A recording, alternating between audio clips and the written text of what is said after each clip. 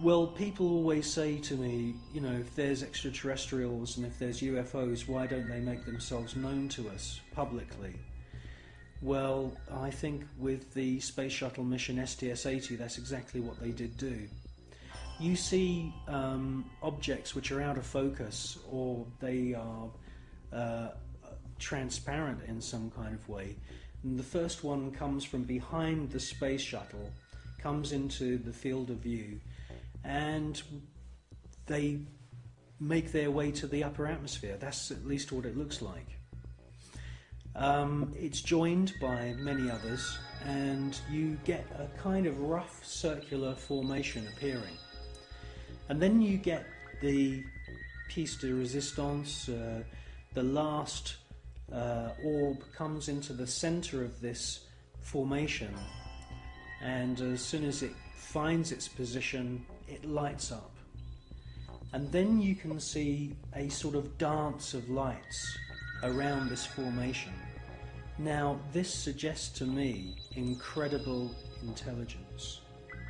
It suggests to me that they are saying, look at us, look how clever we are. And it's an astounding piece of footage.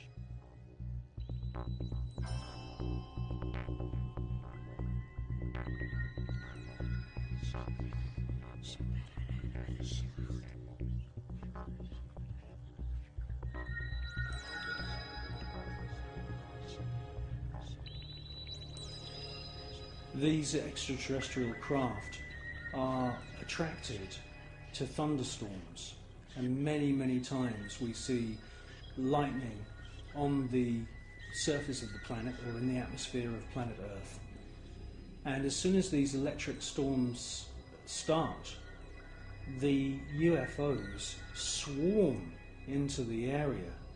It's almost as if they're harvesting the electromagnetic energy within the atmosphere. And in actual fact, there are unseen forces in the atmosphere, etheric flows of what the German scientist Wilhelm Reich described as orgone energy. And it could be possible that these UFOs are sucking energy from these electric thunderstorms on planet Earth, and this is where they're getting their energy from. You should concentrate on the first object that appears, and you will see that it holds its position.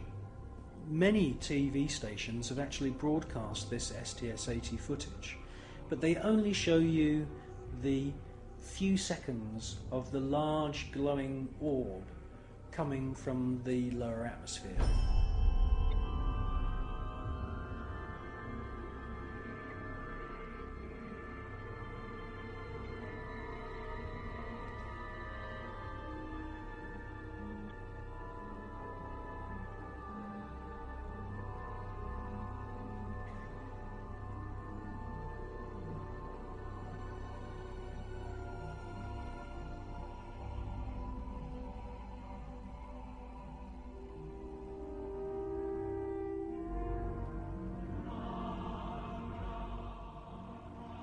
The cameraman who's operating the space shuttle camera is fully aware that the first object has held its position, and after the large orb has ascended from the lower atmosphere and the shuttle is moving away from the scene,